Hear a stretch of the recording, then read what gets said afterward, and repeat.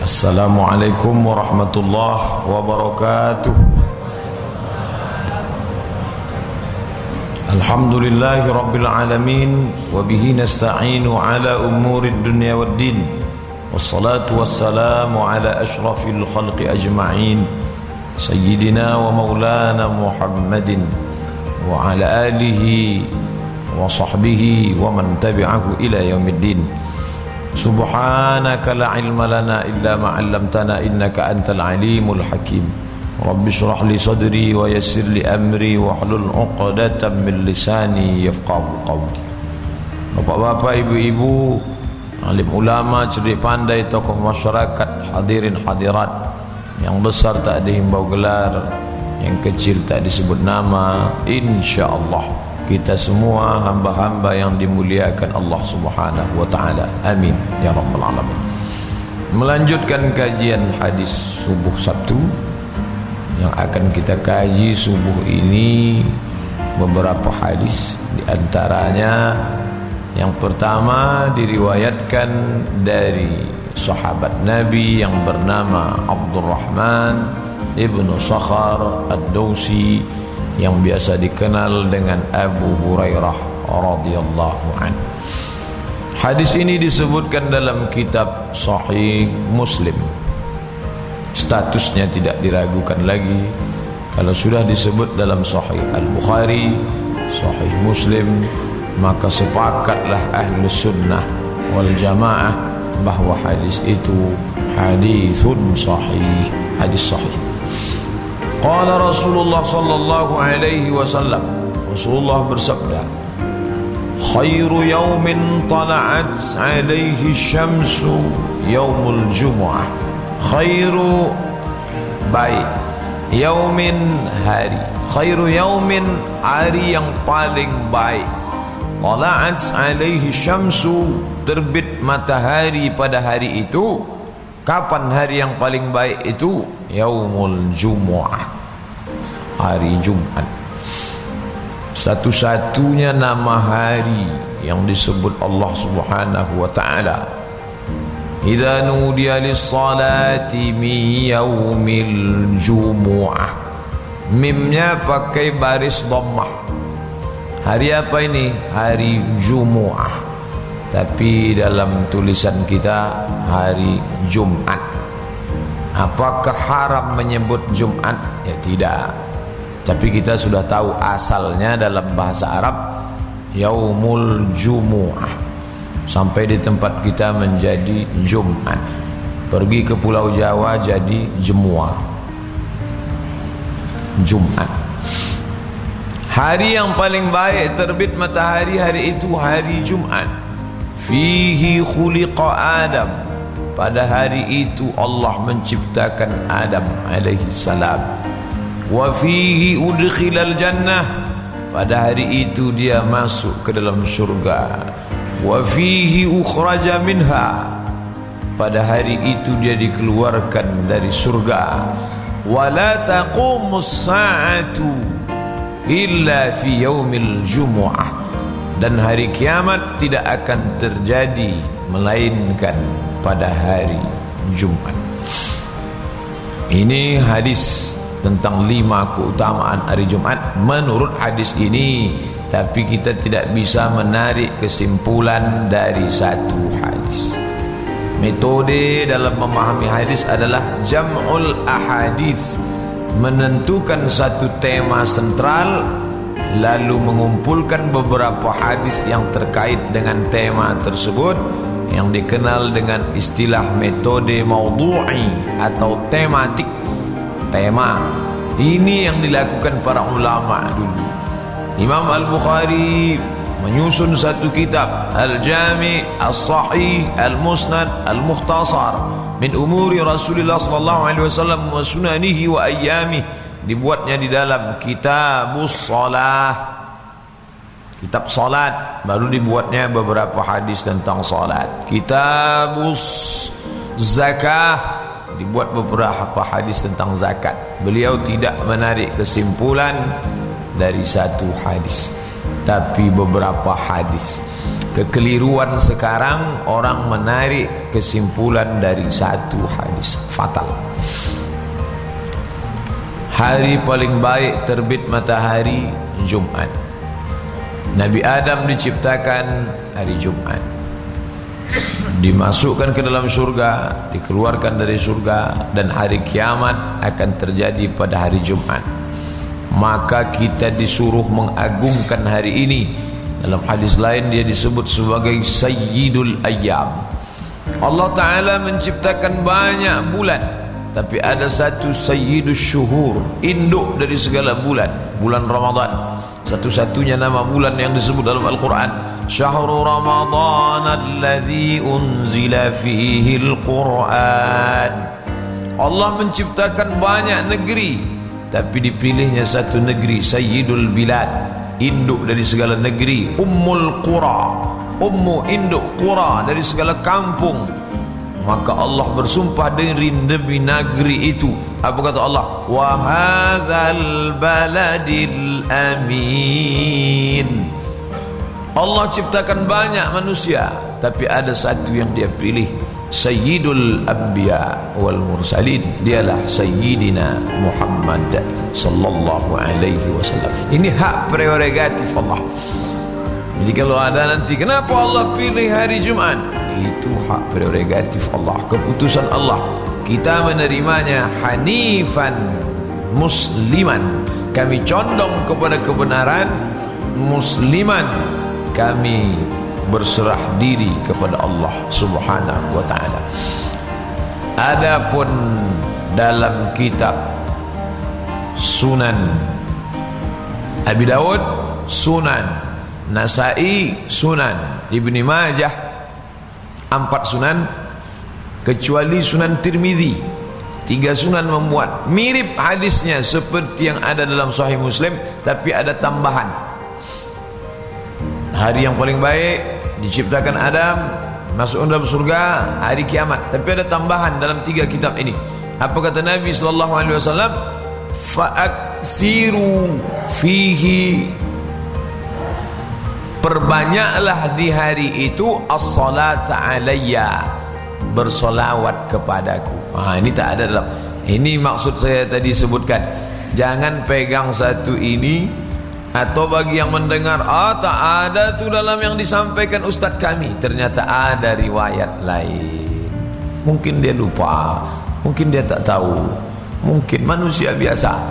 Nah, kan dalam riwayat Muslim tak ada disebut, tapi dalam riwayat Abi Daud, Nasai, Ibni Majah disuruh memperbanyak as-salata alayya, bersolawatlah kamu.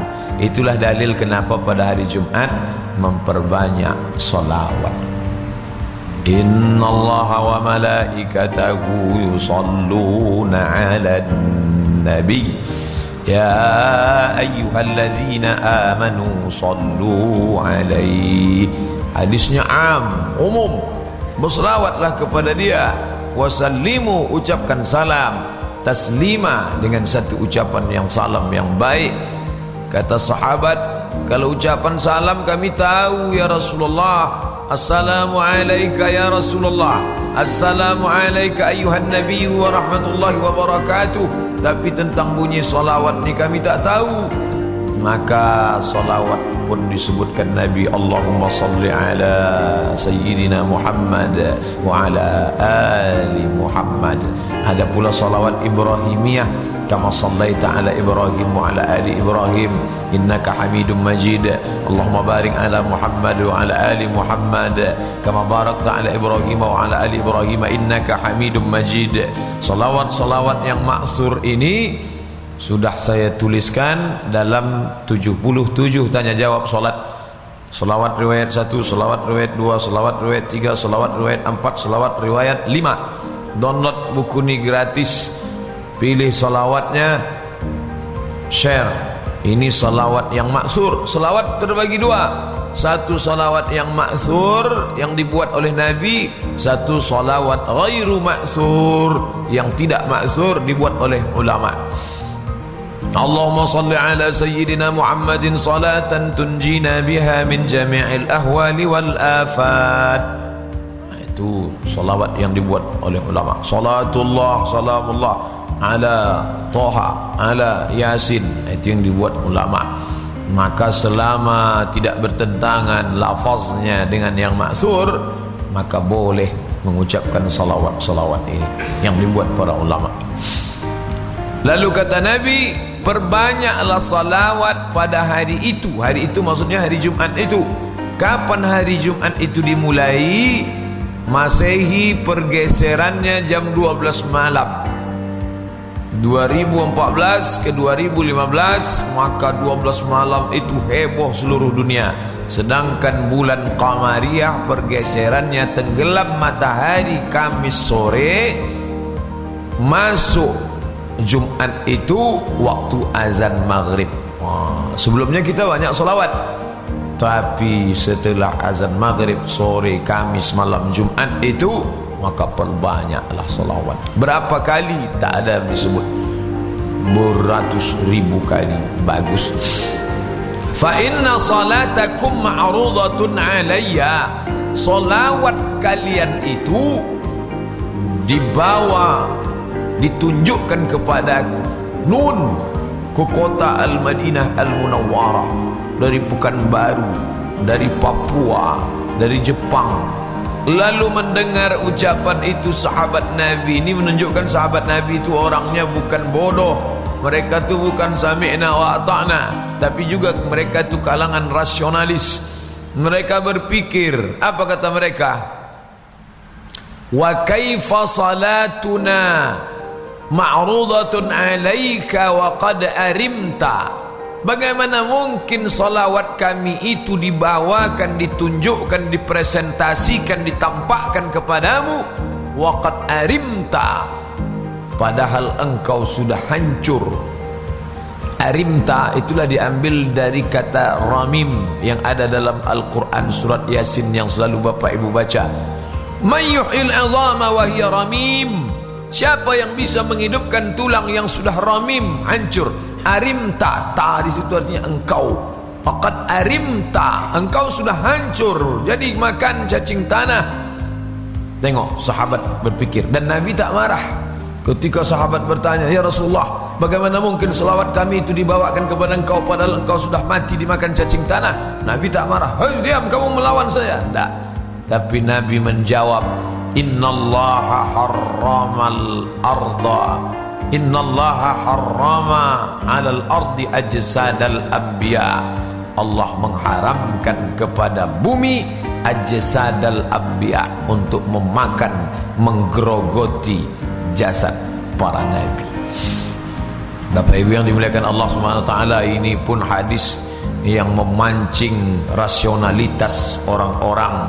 Bagi Bapak Ibu, saya tak ragu sedikit pun bahwa kita semuanya beriman tentang tanah tak bisa memakan jasad para nabi. Tapi bagi orang yang goncang, apa iya jasad nabi itu tidak hancur? Apa pernah di-scan dari atas? Apa pernah digali tanahnya? Ini menjadi orang kafir penasaran dari dulu. Maka pada saat pemerintahan Khalifah Nuruddin Az-Zanki, ada seorang Yahudi pura-pura masuk Islam, masuk ke kota Madinah Al-Munawwarah. Lalu dari tempat tinggalnya itu dia gali tanah mau menuju, tapi Allah menyelamatkan.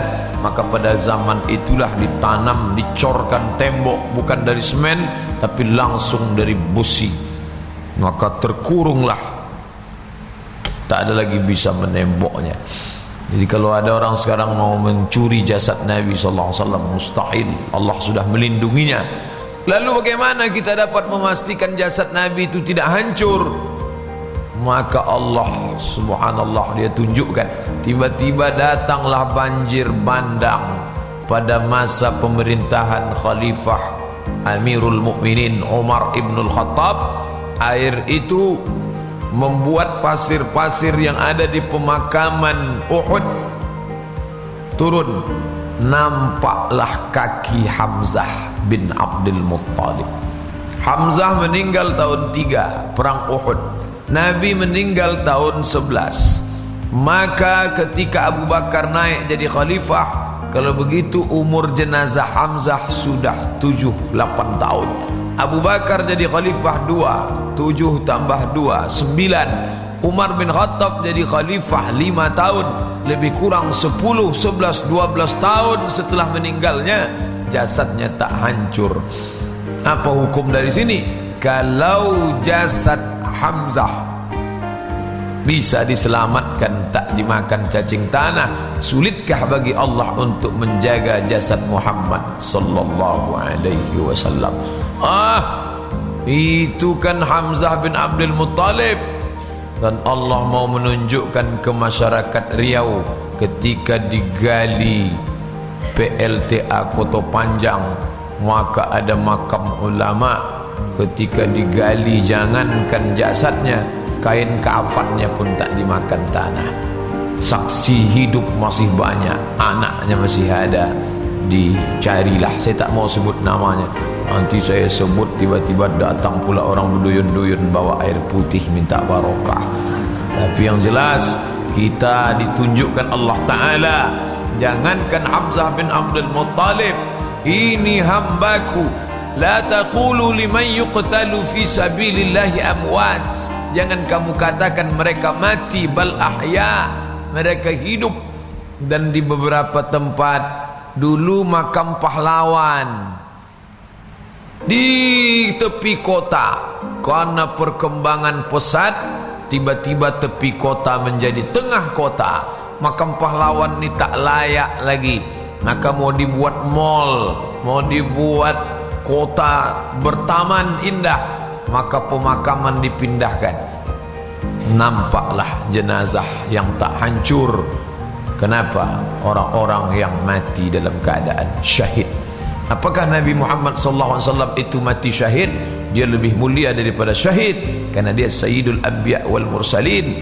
Tapi para ulama mengatakan dia Nabi, dia Rasul, dia juga syahid. Kenapa?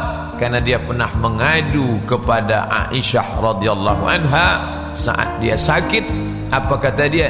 Inni ajidu, aku merasakan alama, sakitnya, bekas racun yang tertelan saat diundang ke Khaybar tahun ke-7, saat mereka meracun dia. Sepakat semua ahli sirah bahwa daging kambing beracun itu masuk ke mulutnya. Ulama ikhtilaf apakah tertelan atau tidak. Oleh sebab itu 3 dia dapatkan, Nabi, Rasul, Syahid.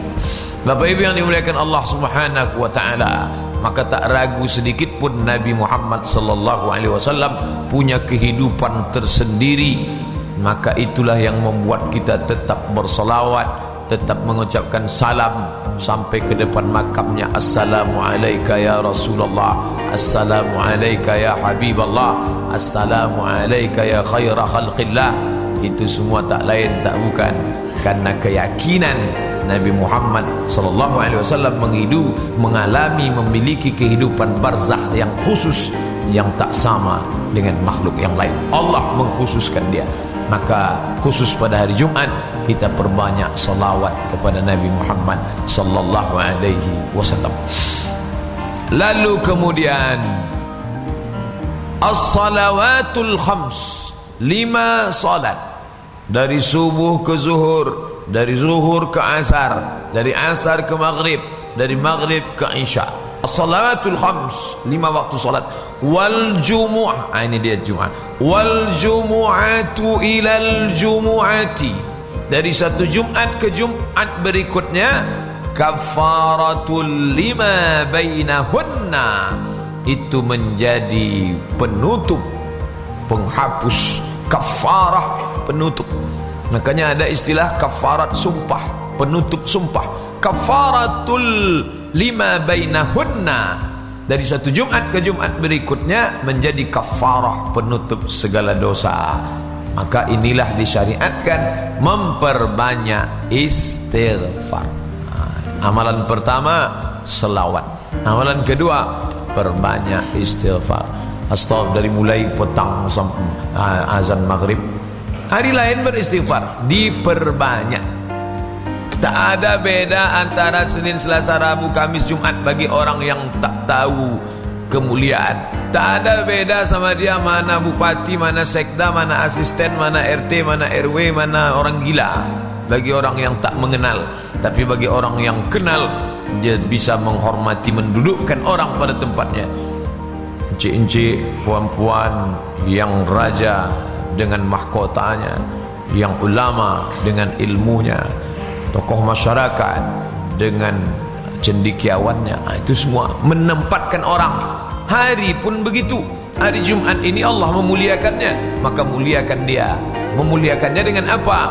Banyak selawat, kafaratul lima bainahunna, dari Jumat yang lalu ke Jumat. Itulah kita dianjurkan memperbanyak istighfar. Astaghfirullahalazim alladzi la ilaha illa huwal hayyul qayyum wa atubu ilaih.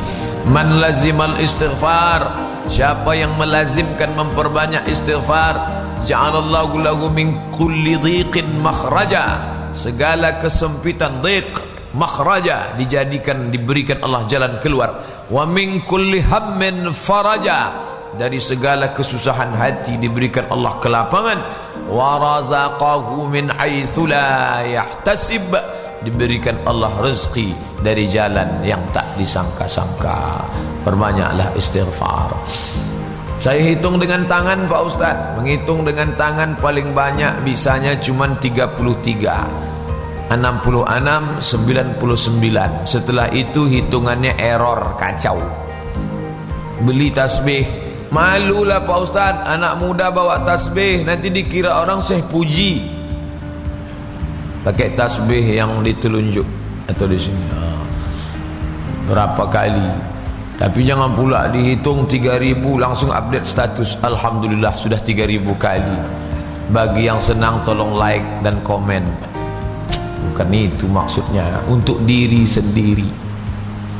Banyak istighfar. Lalu kemudian hadis berikutnya, hadis lain. Ini tidak satu hadis, terpisah-pisah di beberapa kitab, tapi yang kita sampaikan ini antara hadis sahih dan hadis hasan.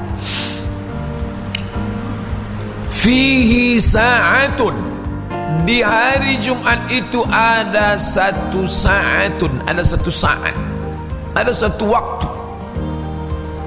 Satu waktu, kata Nabi SAW, la yuwafiquha abdun muslimun, jika seorang hamba yang muslim bertepatan doanya pada saat yang makbul itu, wa huwa yusalli, pada saat itu dia solat. Nah, ini amal yang ketiga, memperbanyak solat sunnah, solawat, istighfar, solat sunnah. Karena hadis itu menyebut begitu. Fihi sa'atun, di hari itu ada satu saat, la yuwafiquha abdun muslimun, seorang hamba Allah yang muslim bertepatan doanya tepat pada titik, seperti cermin ada titik hitam, lalu tepat doanya di situ, lalu kemudian dia meminta kepada Allah, wa huwa yusalli, dia solat. Kemudian dalam solat itu, apakah setelah solat itu, yas'alullaha syai'an, lalu dia meminta, sa'ala meminta, yas'alu meminta kepada Allah, syai'an sesuatu, illa a'tahu Allah, maka Allah memberikan kepada dia. Ini dalam satu hadis ini terkandung dua makna, solat sunat dan berdoa. Sudah 4, solawat, istighfar, solat sunat dan berdoa. Jadi dari mulai maghrib itu ya perbanyak solat sunat, berdoa malam itu. Ini semua tak lain tak bukan adalah karena kemuliaan yang diberikan Allah SWT. Kapan titik makbul hari Jumat? Allah tak kasih tahu. Kenapa Allah tak beritahu? Supaya dari mulai sore Kamis malam Jumat itu kita non-stop berdoa sampailah besoknya Jumat sore malam Sabtu. Terus tak berhenti berdoa, meminta kepada Allah Subhanahu wa ta'ala. Senantiasa diri itu merasa khauf, takut, cemas. takut tak dapat kemuliaan satu titik makbul hari Jumat, tapi di dalam diri juga ada raja, senantiasa berharap kepada Allah Subhanahu wa ta'ala. Tapi itu menjadi rahasia Allah. Perbanyak solat-solat sunat, solat sunat duha, solat sunat isyraq, solat sunat awabin, solat sunat tahajud, solat sunat witir, solat sunat qabliyah, ba'diyah, tahiyatul masjid, solat sunat tasbih, solat sunat taubat, solat sunat. Habis sudah semuanya Pak Ustaz. Solat sunat apa lagi? Solat sunat mutlak. Niat aja, ini solat sunat bebas. Mutlak artinya lepas. Kalau terikat dengan waktu pagi duha, terikat dengan malam tahajud, terikat dengan keadaan masuk masjid tahiyatul masjid, terikat dengan kondisi setelah wudu solat sunat wudu. Ini tidak terikat dengan apa-apa, solat sunat mutlak. Berdoalah di situ. Dalam hadis itu disebut wa huwa yusalli, pada saat dia berdoa, pada saat dia solat dia berdoa, maka boleh berdoa di dalam solat itu. Kapan doanya? Aqrabu ma yakunul abdu min rabbih wa huwa sajid. Seorang hamba paling dekat dengan Tuhannya, dengan Rabbnya pada saat dia sujud. Fa'aksiru fihi du'a, perbanyaklah doa di situ. Berjumpa kemuliaan tempat paling utama sujud, hari paling utama Jumat. Berjumpa dua keutamaan, dan waktu malam paling utama tengah malam. Bayangkan Jumat itu berisi, maka orang yang merasakan manisnya ibadah Jumat, dia menanti-nantikan kedatangan hari Jumat. Alah bisa karena biasa. Kita biasakanlah menghormati, mengagungkan, memuliakan Jumat ini supaya terasa nikmatnya. Makin lama, makin lama, makin lama, makin lama, makin terasa. Dia sama seperti orang yang belajar minum kopi. Pertamanya pahit, lama-lama dia cari mana kopi ini kalau tak ada sakit kepalanya. Sama macam orang makan sirih, pertama kelat, pedas, tapi lama-lama dia telan sama sepah-sepahnya, habis. Kenapa? Merasakan manisnya. Bagi orang yang tak merasakan dia bingung, sirih kok dimakan. Tapi bagi orang yang sudah tua biasa makan sirih, ini merasakan manisnya ibadah. Terus istiqamah. Lalu kemudian pula dalam hadis riwayat Al-Hakim, dalam kitab Al-Mustadrak, juga dalam kitab Imam Al-Baihaqi, di situ disebutkan man qara'a suratal kahfi fi yaumil jumu'ah, siapa yang membaca surat Al-Kahfi, salawat, istighfar, salat sunat, doa. Yang kelima, man qara'a suratal kahfi, siapa yang membaca surat Al-Kahfi fi yaumil jumu'ah, pada hari Jumat, adha'a lahu min nur, Allah terangi dia dari nur, cahaya, ma bainal jumu'ataini, di antara dua Jumat. Dibacanya Jumat ini diterangi Allah sampai Jumat ke depan. Apa makna cahaya itu? Kita hari ini bisa masuk ke masjid ini bukan karena mata kita. Bisa kita bedakan mana orang, mana tiang, mana kawan, mana lawan, tak tertendang, tak tersipak. Kenapa? Karena ada mata Pak Ustaz? Bukan, karena ada cahaya. Man lam yaj'alillahu lahu nuran fama lahu min nur. Siapa yang tak diberikan cahaya, maka dia tak dapat cahaya. Ketika kita berjumpa dengan orang yang tak ada cahaya ini, kita bingung menengok dia. Gaji tukang dimakan, beras raskin ditelan. Kita heran, kok sampai hati ya Pak Ustaz ya? Dia tak bisa membedakan mana beras ramos, mana beras raskin, karena dia tak punya cahaya. Nabi aja minta cahaya. Allahumma ja'al fi qalbi nura, wa fi sam'i nura, wa fi basari nura, wa an yamini nura, wa an yasari nura, wa min amami nura, wa min khalfi nura, wa min fawqi nura, wa min tahti nura, wa ja'al li nura, nur. Jadikan aku cahaya supaya aku bisa membedakan mana lurus, mana bengkok, mana hitam, mana putih, mana hak, mana batil. Bagaimana supaya cahaya itu turun? Nih Nabi mengajarkan, man qara'a suratal kahfi, siapa yang membaca surat Al-Kahfi dari mulai petang tu bisa dibaca, ba'da maghrib, ba'da isya, tengah malam, besok pagi subuh, menjelang salat Jumat, yaumil jumu'ah. Makna yaum bukan siangnya saja, 24 jam itu artinya yaum, siang dan malam. Maka membaca, saya bacanya surat Yasin Pak Ustaz. Man qara'a Yasin fi lailatin, siapa yang baca surat Yasin pada suatu malam, asbaha maghfuran lah, maka pada waktu subuhnya dia sudah mendapatkan ampunan Allah Subhanahu wa taala. Itu dalil baca surat Yasin. Nabi tak menyebut malam Jumat.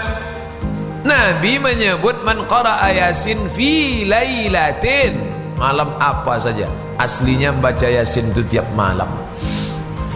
Tak sanggup tiap malam, itulah makanya dibacanya malam Jumat. Ini hadisnya bisa diterima apa tidak Pak Ustaz? Buka pembahasan surat Yasin. Sebelum masuk ke surat Yasin, maka Imam Abul Fida Ismail Ibnu Katsir dalam tafsir Al-Quranil Azim membahas beberapa keutamaan surat Yasin. Apa kata Imam Ibnu Katsir tentang hadis ini? Isnaduhu jayyid, sanadnya baik, bisa diamalkan. Kalau dibacakan, kata Imam Ibnu Katsir, bukan kata Abdul Somad, fi kulli amrin asirin, dibacakan pada perkara-perkara yang sulit, illa yassarallahu lah, Allah memberikan kemudahan. Jadi tak ada salahnya berniat. Tapi Al-Kahfi bukan mantra, Yasin bukan mantra. Baca ayatnya, pahami maknanya, renungkan isinya. Saya tak pula ingin malam Jumat baca Al-Kahfi 10 menit selesai, tuntas.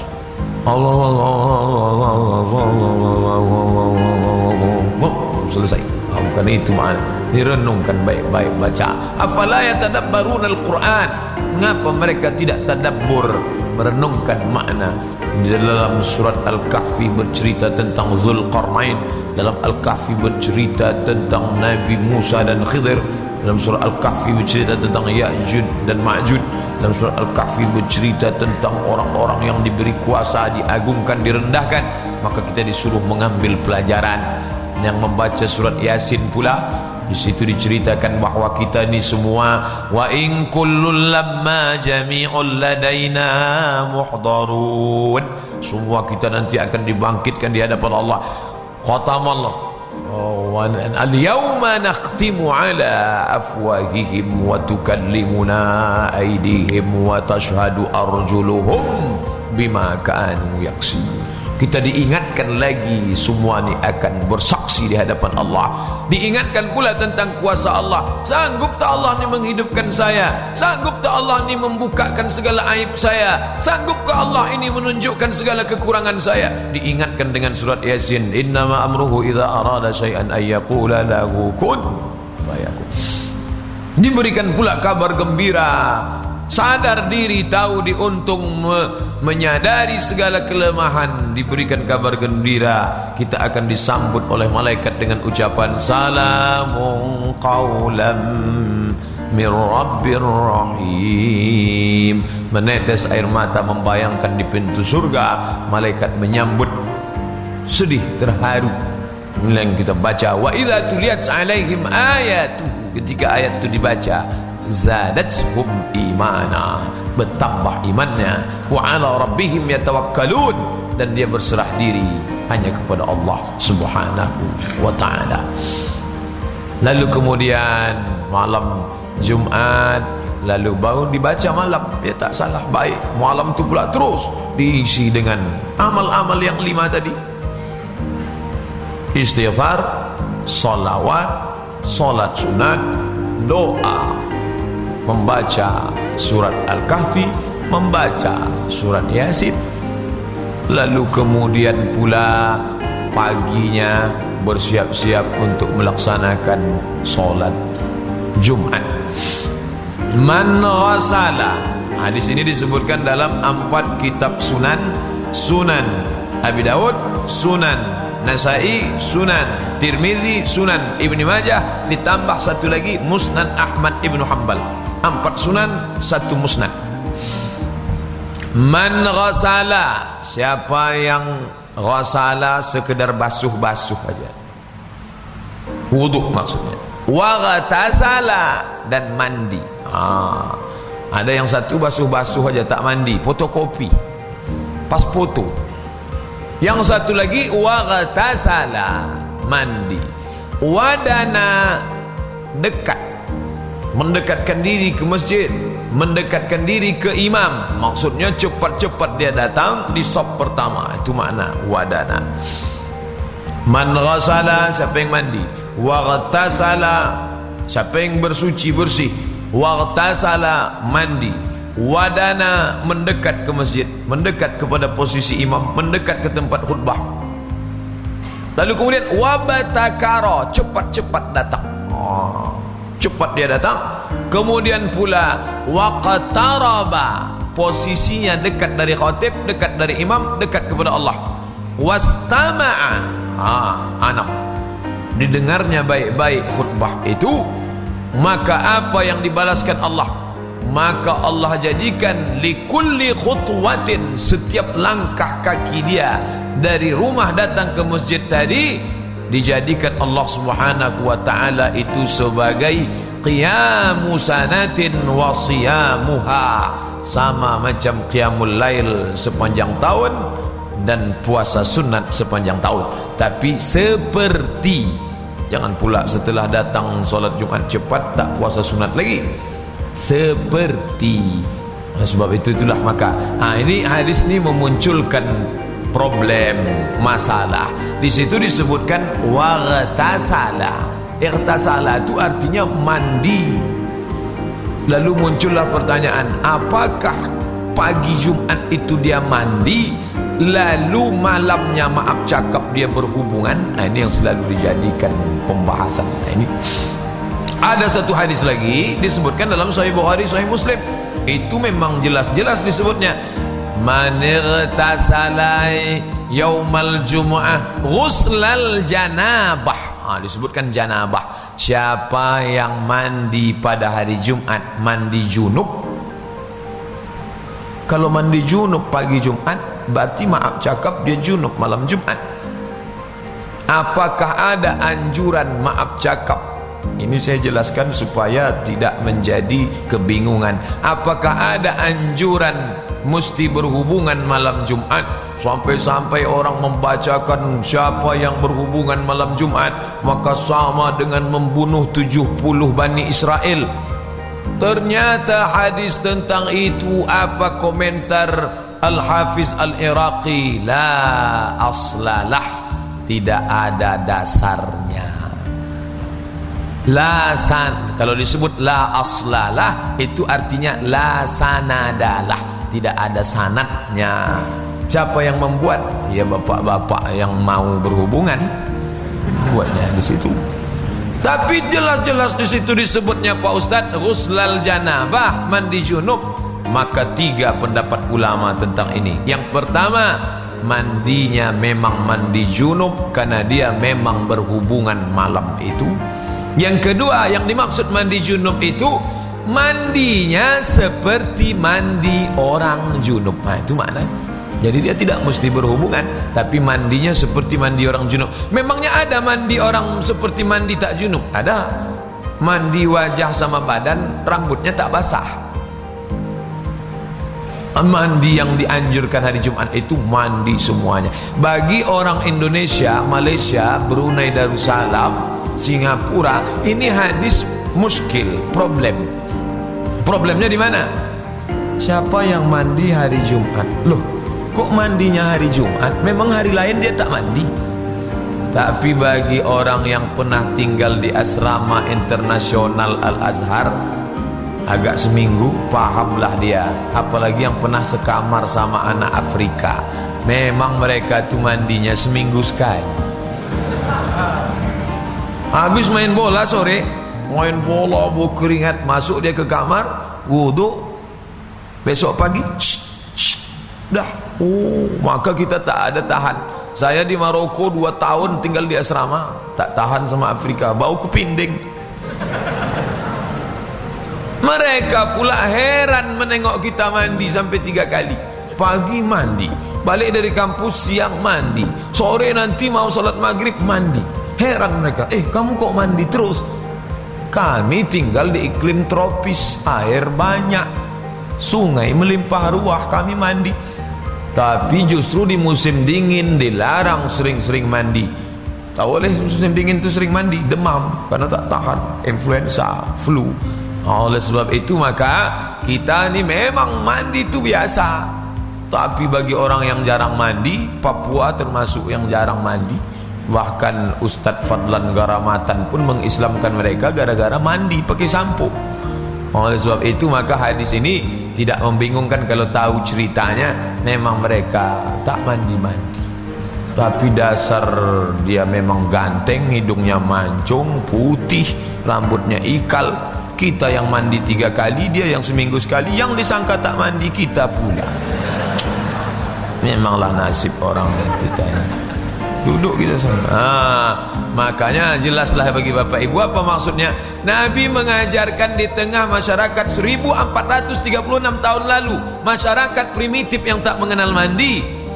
Nabi sudah mengajarkan paling tidak mandilah kamu pagi Jumat ghuslal janabah, mandinya seperti mandi orang junub. Karena kalau diharuskan mandi junub, maaf cakap, bagi yang anak muda, bagaimana dia mau mandi junub? Dia kan tak mungkin dia paksa harus junub, kan tak mungkin. Bagi yang istrinya meninggal, itu maknanya 3. Bagi yang menikah, boleh jadi bisa dia junub malam itu. Tapi bagi yang tidak, pendapat kedua, ghuslal janabah, mandinya seperti mandi orang junub, bersih, wangi, barulah datang ke masjid. Islam memperhatikan kebersihan. Berjumpa di masjid, suasananya ramai, penuh, sesak, pengap. Zaman itu belum ada kipas angin, belum ada. Tadi waktu kita sedang solat, tiba-tiba harum semerbak wangi. Dari mana datangnya? Sekian detik sekali. Masjid Nabawi waktu itu mana ada? Bayangkan kalau ada kawan di sebelah seminggu tak mandi. Allahu Akbar. Wajjahtu wajhiya lilladzi, begitu tercium. Hilang konsentrasi kita. Makanya man akala sauman au basalan, siapa yang memakan saum, bawang putih, basal, bawang merah, dimakan. Orang Arab ini makan bawang tu mentah. Jadi saya pertama sampai, saya tengoklah di stasiun kereta api, dia mau musafir jauh, dibukanya ikan rebus, bawang, dikunyahnya bawang tu, kunyah ikan. Ta'al, lihat nih, ta'al, ayo makan sama kita, makan. Nengoknya aja kita ngeri. Begitu rupanya mereka makan bawang, baunya jangan ditanya. Tapi manakala Islam datang, disuruh bersiwak. Laula an asyqa ala ummati, kalaulah tidak memberatkan bagi umatku, la amartuhum bisiwak inda kulli salah. Setiap mau salat siwak dulu, bersih. Supaya apa? Supaya tak mengganggu orang lain. Tengoklah Islam itu, baunya aja tak boleh mengganggu. Bau bawang, bau bawang merah, bawang putih, apalagi jengkol petai. Jengkolnya pula dibiarkan tua, setelah tua dimasukkan ke tanah sampai betunas, barulah dimakan bersama sambal belacan, ikan udang yang dibusukkan. Apa tak pingsan kawan tu di sebelah. Oleh sebab itu maka Islam ni agama bukan datang dari pikiran seorang Muhammad. Wa ma yantiqu anil hawa. Seandainya Nabi Muhammad SAW itu produk dari Mesir, tinggalnya di tepi sungai Nil, mengajarkan mandi, orang tak heran. Iyalah dia mengajarkan mandi, orang dia tinggal di tepi sungai Nil. Tapi dia tinggal di gurun pasir kering kerontang yang tak ada air. Maka saat itu kita menerima Islam. Awalnya kita menerima Islam ini ya karena bapak saya Islam, ibu saya muslimah, maka saya muslim. Tapi setelah kita belajar, makin kuat keyakinan kita, ini bukan produk akal lingkungan, tapi ini datang tanzilal azizir rahim. Yang datang itu dari Allah, dan dia pula innaka laminal mursalin, engkau salah seorang rasul utusan Allah subhanahu wa ta'ala. Jadi pahamlah Bapak Ibu bahwa ada anjuran berhubungan malam Jumat, ya, karena Nabi mengatakan ghuslal janabah, tapi terlampau melebih-lebihkan. Siapa yang berhubungan maka membunuh 70 Bani Israel Yahudi. Dibilangnya sama istrinya, Adinda, ini 70.000 nih harus kita bunuh malam nih. Kata istrinya pula, udah mati bang, udah mati semua. Pergi dia, karena tak ada Bani Israel, saya pindahlah membunuh orang Nasrani, orang kafir, orang. Oleh sebab itu ini kata Al-Hafiz Al-Iraqi, la aslalah. Ini tentang mesti dipahami dengan baik. Ini tentang masalah mandi bersih. Man igtasala yaumal jum'ah ghuslal janabah, siapa yang mandi bersih pada hari Jumat, mandinya seperti mandinya orang junub, bersih, rambut semua basah, bersih. Summa raha ilal masjidi, kemudian dia bersegera datang ke masjid. Faka'annama, maka dia seolah-olah berkurban badanah, seekor onta. Qarraba badanah, seolah-olah dia berkurban seekor onta pada jam hari yang paling cepat datang. Siapa yang membuat pada fi sa'ati tsaniyah, pada jam yang kedua, faka'annama qarraba baqarah, seolah-olah berkurban seekor lembu. Wa fi sa'ati tsalitsati, datang pada jam yang ketiga, faka'annama qarraba kabshan aqran, seolah-olah dia berkurban seekor kabsh, kambing kibas, kambing biri-biri yang aqran, yang sudah bertanduk. Fi sa'atir rabi'ah, siapa yang datang pada saat yang keempat, faka'annama qarraba dajajatan, seolah-olah dia berkurban seekor ayam. Siapa yang datang pada jam yang kelima, faka'annama qarraba baydatan, seolah-olah berkurban sebutir telur ayam. Onta, lembu, kambing, ayam, telur ayam.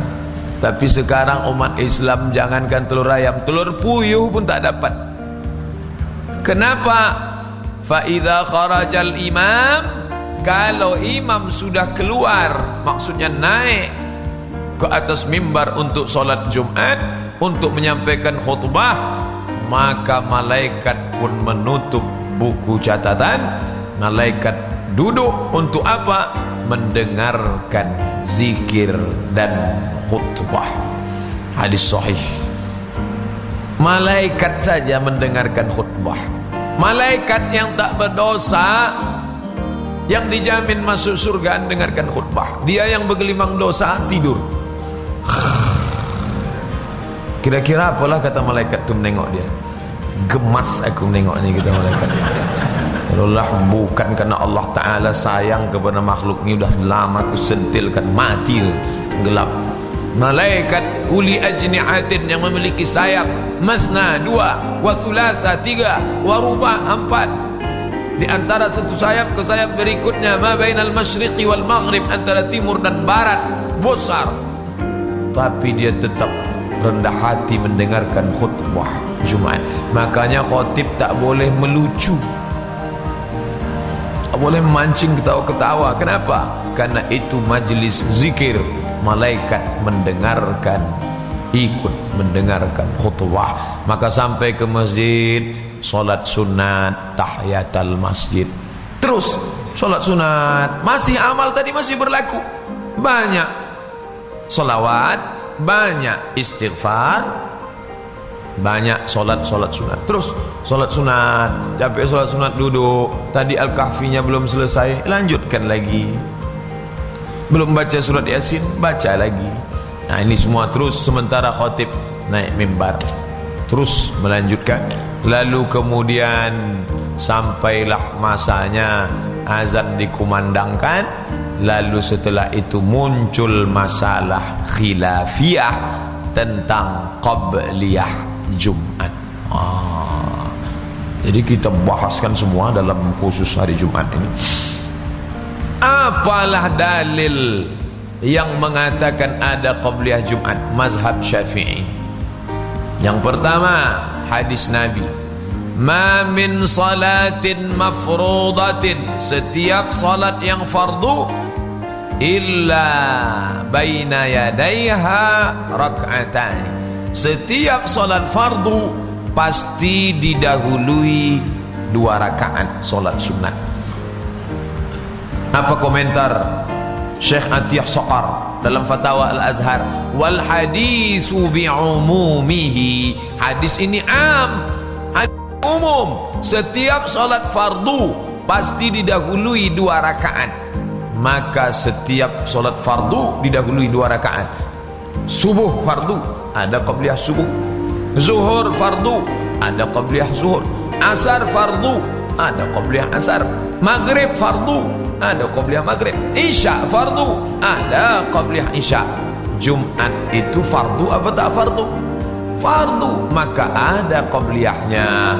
Kata Syekh Atiyah Soqar, tidak boleh mengkhususkan kalau tidak ada dalil mukhassis. Jadi kalau ada orang mengatakan hadis ini berlaku hanya untuk subuh, zuhur, asar, maghrib, isya, untuk Jumat tak berlaku, tidak ada dalil mengkhususkan. Ini dalil yang pertama. Dalil yang kedua, baina kulli adzanaini shalah, antara azan dan iqamat ada salat 2 rakaat. Baina kulli adzanaini shalah, antara azan dan iqamat ada salat 2 rakaat. Baina kulli adzanaini shalah, antara azan dan iqamat ada salat 2 rakaat. Liman syaa, bagi siapa yang mau. Hadis sahih Muslim. Apa komentar Al-Hafiz Ibnu Hajar Al-Asqalani tentang hadis ini? Kata beliau, inilah fal-umdatu, umdah, induk dalil tentang qabliyah Jumat. Kata Al-Hafiz Ibnu Hajar Al-Asqalani, kalau disebut Al-Hafiz itu berarti bukan hafal Quran. Di tempat kita Al-Hafiz itu hafal Quran, tapi kalau Al-Hafiz Ibnu Hajar Al-Asqalani artinya hafalan hadisnya 300.000 hadis. Dia mazhabnya Syafi'i, dialah yang mensyarah Sahih Bukhari dalam kitab judulnya Fathul Bari, syarah Sahih Bukhari. Dia mengatakan, menukil pendapat, inilah dalil orang yang mengatakan adanya qabliyah Jumat. Dalil yang ketiga, hadisnya ada dalam kitab Al-Mu'jam Al-Awsat karya Imam At-Tabrani, 2 hadis. Hadis yang pertama riwayat Ali ibni Abi Talib radhiyallahu an. Kata Ali bin Abi Talib, kana Rasulullah sallallahu alaihi wasallam yusalli 4 rakaatin, Nabi salat 4 rakaat sebelum Jumat, wa ba'daha, dan 4 rakaat setelah Jumat. Sedangkan riwayat yang kedua riwayat dari Abdullah ibn Umar. Abdullah ibn Umar, riwayat dari Abu Hurairah mengatakan Nabi salat 2 rakaat. Ali mengatakan 4, tapi Abu Hurairah mengatakan 2. Loh, kok bisa beda riwayatnya? Bisa jadi perbedaan itu terletak pada Ali menengok, melihat di rumah. Karena Ali itu menantu Nabi, sepupu Nabi, sewali Nabi, bapaknya adik-beradik. Bisa jadi dia melihat di rumah. Sedangkan Abu Hurairah melihat yang di masjid. Bisa jadi dibuatnya di rumah 2 sampai di masjid 2. Sedangkan Ali menengok kedua-duanya. Maka tidak ada kontradiktif antara yang mengatakan 4 atau 2. Bagi bapak yang melaksanakan 4 rakaat ikut riwayat Ali, bagi yang melaksanakan 2 rakaat riwayat Abu Hurairah radhiyallahu an. Tapi kedua riwayat ini dalam kitab Al-Mu'jam Al-Awsat karya Imam At-Tabrani mengatakan ada qabliyah Jumat. Dalil yang keempat, Imam Bukhari memuat satu bab khusus dalam Sahih Bukhari, hadis-hadis tentang qabliyah Jumat dan ba'diyah Jumat.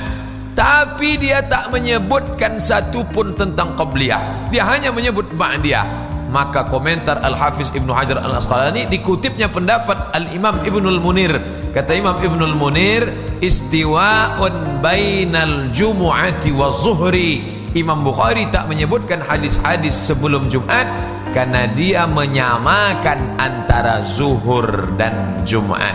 Qiyas, kalau sebelum zuhur itu ada qabliyah, maka sebelum Jumat pun ada.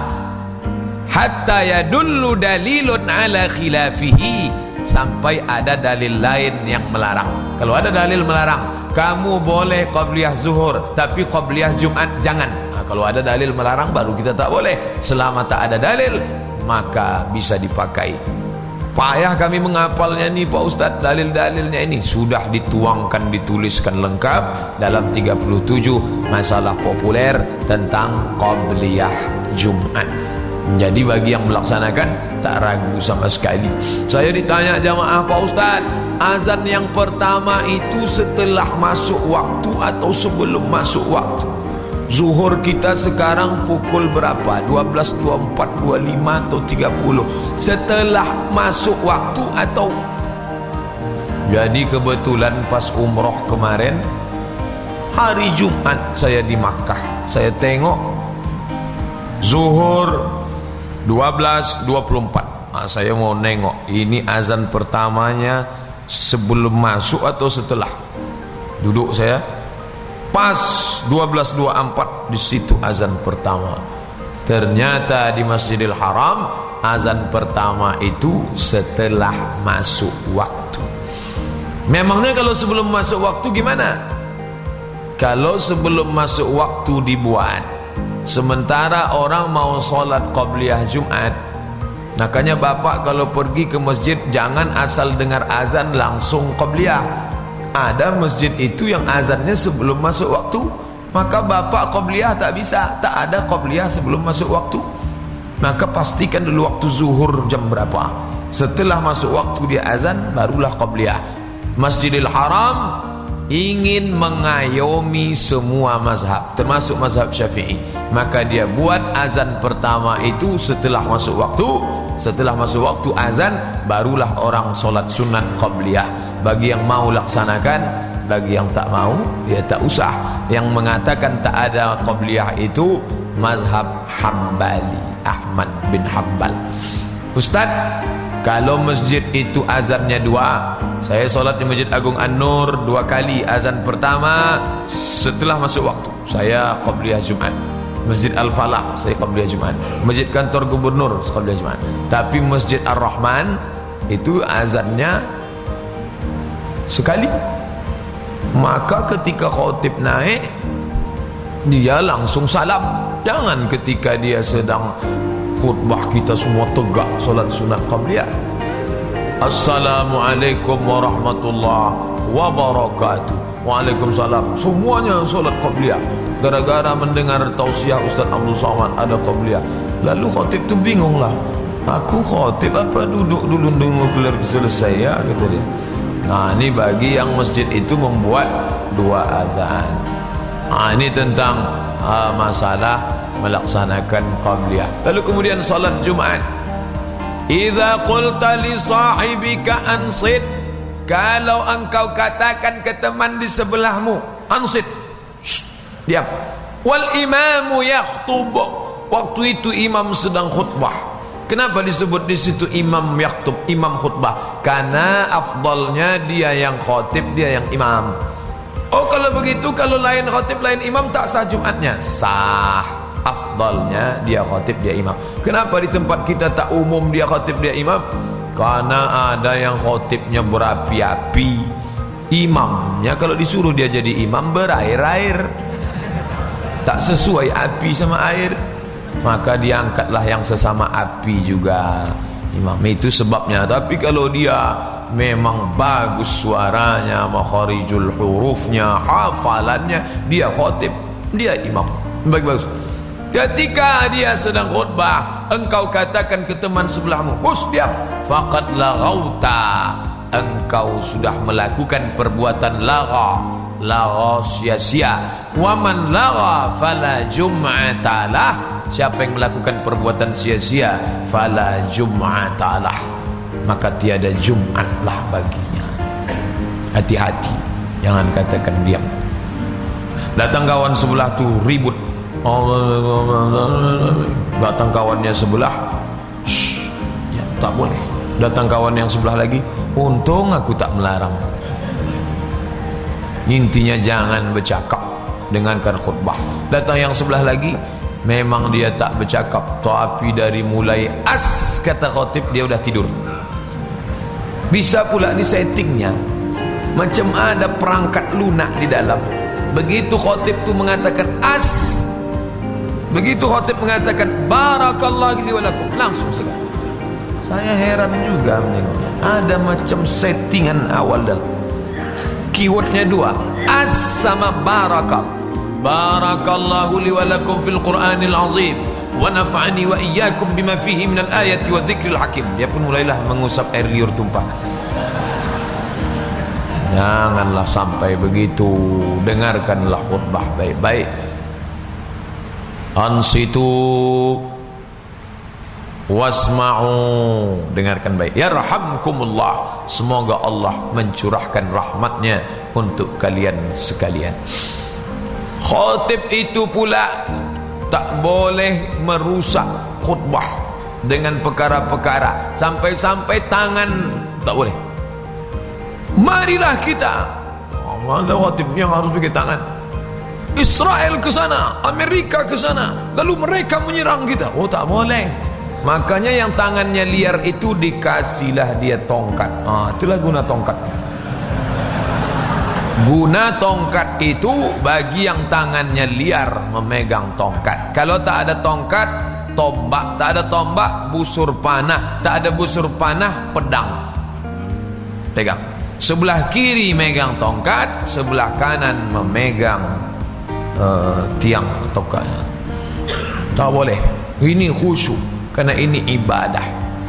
Bagi yang mendengar, dengar baik-baik. Man massal hasa faqad lagha hasa. Jadi dulu Masjid Nabawi itu belum ada semen, belum ada karpet, belum ada keramik. Lalu mereka duduk di atas pasir. Di dekat-dekat pasir itu ada pula batu-batu kerikil kecil. Lalu tiba-tiba waktu dia sedang tu, diambilnya, dipegang-pegangnya. Oh, lagha. Kata Nabi, siapa yang megang-megang? Man massal hasa, siapa yang memegang batu-batu kecil, sesungguhnya dia sudah melakukan lagha. Jangan, konsenlah dengar khutbah. Tak boleh. Jadi sekarang memang kita tak ada lagi batu kerikil, cuma khotib sedang khutbah, jadi tengok-tengok. Jangan, dengarkan khutbah baik-baik. Khotib tu sedang khutbah, kata dia, langsung update status. Kalimatnya di atas, lama betul khutbahnya. Oh, jangan, tak boleh. Maka konsen, dengarkan, ambil pelajaran. Bagi ibu, nanti anaknya pulang solat Jumat, tanya anak itu, tadi apa kata khotib di Masjid Al-Falah tadi. Jadi saya tak pernah merasa menceramahi bapak ibu. Kalau menceramahi, na'udzubillah, apa yang sebaya orang tua saya, sebaya mak saya, mana mungkin saya ceramahi. Abdul Somad tak mungkin menceramah. Saya tidak pernah masa ceramah. Saya menceritakan isi khutbah. Karena dulu kalau balik solat Jumat, dipanggil mak saya, sini, apa kata khotib tu tadi? Oh, kata khotib tu mak, kata dia begini, begini, begini, begini. Jadi setiap Jumat tanya. Ini, jadi bapak pun begitu, ditanya oleh istri, apa kata khotib tu tadi mas? Kata khotib itu, usikum wa nafsi bitaqwallah. Jumat yang lalu pun itu juga. Rupanya itu aja yang dia ingat, padahal banyak lagi isinya. Mantap. Apalagi khotib di Masjid Al-Falah, Dr. Mawardi Muhammad Saleh, kalau ada Jumat kelima. Dr. Mustafa Umar, berkualitas. Rekam, catat. Boleh mencatat? Boleh. Karena catat itu konsentrasi, menulis, diingat, nanti pulang sampaikan. Ini tentang masalah khutbah Jumat. Tiba-tiba ketika Nabi sedang khutbah, datang seorang laki-laki Arab Badui, datang ke pintu. Apa kata dia? Halakatil amwal, kambing-kambing, onta, sapi mati, lalu kemudian tanam-tanaman kering. Tolonglah berdoa ya Muhammad, ya Rasulullah. Nabi bukannya marah, Nabi bukannya marah, hei, diam, enggak. Tapi Nabi langsung angkat tangan. Apa kata Nabi? Aghithna, aghithna, aghithna. Ya Allah, turunkan hujan, turunkan hujan, turunkan hujan. Selesai khutbah, solat. Selesai solat, mereka lihat tanah pasir basah. Begitulah cashnya doa Nabi SAW. Habis khutbah Jumat langsung. Ketika Nabi sedang khutbah, tiba-tiba masuk seorang laki-laki, lalu dia duduk. Nabi suruh dia tegak berdiri. Qum, tegak, solat. Ini dalil kalau terlambat sekalipun tetap solat sunat, tahiyatul masjid. Cuman sadar dirilah, ini sudah terlambat, tegak pula di depan, langkahi bahu orang, tegak di depan. Allahu Akbar. Baju pula baju kaos, tertulis di belakang, emang masalah buat lo. Janganlah. Dah tahu lambat, pergilah ke tepi-tepi sana. Ayatnya pendek-pendek, tak usah pakai iftitah. Fatihah ayat, qul huwallah satu nafas. Rakaat kedua qul a'udzu birabbil falaq. Dengarkan khutbah baik-baik. Ketika Nabi sedang khutbah, tiba-tiba ini rumah Nabi, di belakang rumah Nabi itu rumah Ali. Hasan Husain sedang berkelahi merebutkan kain warna merah. Nabi sedang khutbah, ditengoknya cucunya berkelahi. Turun Nabi dari mimbar, digendongnya dua cucunya tadi, diantarnya ke rumah Fatimah. Naik balik dia ke atas mimbar. Apa kata dia? Innama amwalukum wa auladukum fitnah. Memanglah anak-anak ni ujian saja. Ini dalil boleh melerai. Mana tahu bertinju jamaah di situ. Yang lain takut, mau bengkak-bengkak lah, mau mati-matilah gitu dia. Turunlah khotib tadi, dibawanya tiang, dipukulkannya. Kau berkelahi pula dalam masjid ni. Jangan berkelahi dalam masjid. Ini boleh. Jadi khotib jangan takut tentang ini. Lalu kemudian saat duduk dua khutbah itu, kenapa banyak orang berdoa? Apa ada Nabi mengajarkan? Tak ada. Itu ijtihad ulama. Tadi kan di hadis awal tadi disebutkan la yuwafiquha. Hari Jumat itu ada satu doa, satu saat, seandainya doa orang bertepatan, ulama berijtihad. Ada yang mengatakan titik itu berada pada 40, dari mulai tenggelam matahari, tengah malam. Salah satu titik itu adalah antara dua khutbah. Itulah kenapa orang. Ada pula yang mengisi dengan salawat ketika khatib duduk, dia bersalawat. Allahumma salli ala sayyidina Muhammad. Apa dalil dia itu? Dalilnya dalil umum tadi. Nabi menyuruh berselawat. Selama masih dipayungi dalil yang umum dan tidak ada yang melarang dalil khusus, maka kita dapat menerima itu. Jadi tak perlu dipermasalahkan. Lalu kemudian solat Jumat. Kemudian selesai solat Jumat, masih berlakukah sampai tenggelam matahari sore Jumat itu? Man tarakal jumu'ata salasan. Siapa yang meninggalkan solat Jumat 3 kali, min ghairi uzrin, min ghairi daruratin, tanpa ada uzur, tanpa ada darurat, tanpa ada alasan syar'i. Kalau musafir okey, sakit okey, tapi tak ada alasan syar'i, taba'allahu ala qalbih, maka Allah mencap hatinya. Dulu raja-raja kalau buat surat, setelah surat itu dibalut, dikasih tali, cap. Kalau sudah dicap, apapun tak boleh masuk, tak boleh dibuka. Itu arti kalau mendengar Bapak Ibu nanti, hatinya sudah dicap. Apa maksud hati dicap? Maksudnya tidak dapat menerima hidayah pelajaran. Tinggalkan sholat Jumat. Kalau gitu 2 kali aja lah Pak Ustaz. Jangan pula gitu. Maksudnya jangan sampai sama sekali. Segera datang. Wa idza nudiya lis-salati min yaumil jumu'ah kalau kamu dipanggil untuk melaksanakan salat pada hari Jumat, fas'au ila zikrillah, bersegeralah kepada mengingat Allah. Maksudnya cepat-cepat datang ke masjid. Wa dzarul bai', tinggalkan transaksi. Baik di situ jangan diartikan dagang. Nanti yang punya ruko saja yang meninggalkan ruko yang di kantor. Wa dzarul bai', tinggalkan semua transaksi jual beli. Kemudian ada pula satu hadis. Hadis ini dinyatakan hasan, sebagian mengatakan sahih.